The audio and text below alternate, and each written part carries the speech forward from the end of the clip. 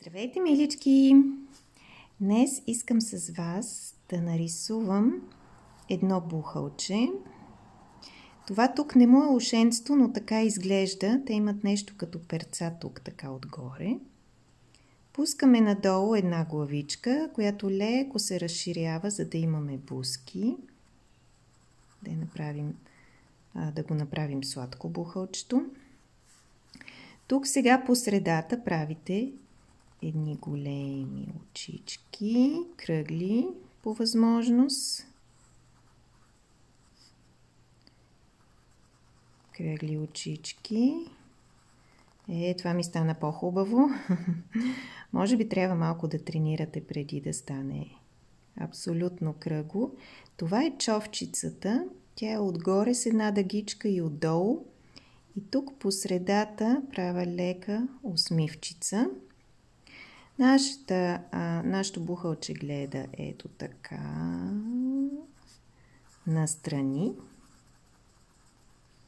И тук сега аз обичам да правя по две перца. Може и трето.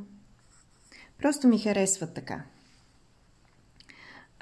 Тук отгоре правиме за друг цвят, за да го отцветим това в друг цвят.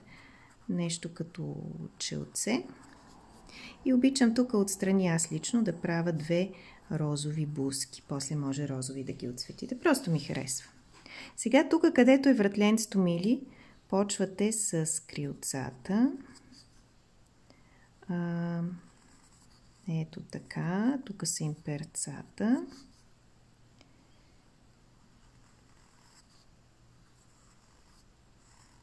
Ето така са крилцата.